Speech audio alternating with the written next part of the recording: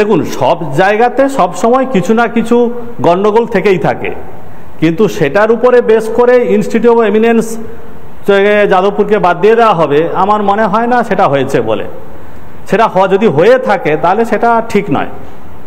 তবে কোয়ালিটির দিক থেকে আপনি দেখুন না, আমাদের ইউনিভার্সিটি থেকে এখন তো অনেক 2% সায়েন্টিস্টের মধ্যে প্রচুর সংখ্যায় টিচার আছে। তো তাহলে কি 2% সায়েন্টিস্ট যারা দেখছেন অক্সফোর্ড থেকে, তারা কি তাহলে কি সঠিক দেখছেন না, নাকি তাদের 2% সায়েন্টিস্টের কোয়ালিটি যে মেজারমেন্টের যে পদ্ধতি সেটা সঠিক নয়? তো সেই দিক থেকে আমি বলতে পারি যাদবপুরের যে কোয়ালিটি অফ রিসার্চ ওভারঅল, আপনি একটা দুটো কোথাও জায়গাতে কেউ গন্ডগোল করেছে, কেউ প্লেজারিজমে আটকে গেছে, সেইটা দেখে তো আর বিচার করা যায় না, কালেকটিভলি করতে হয়। এখনও পর্যন্ত যাদবপুর ইউনিভার্সিটির স্টুডেন্টরা সব থেকে বেশি স্যালারির প্যাকেজ পাচ্ছেন কম্পিউটার সায়েন্স ইঞ্জিনিয়ারিং বা আরও প্রোডাকশান ইঞ্জিনিয়ারিং এগুলো থেকে পাচ্ছে। সুতরাং কোয়ালিটির দিক থেকে আমার মনে হয় না যাদবপুর ইউনিভার্সিটি কমে গেছে বলে।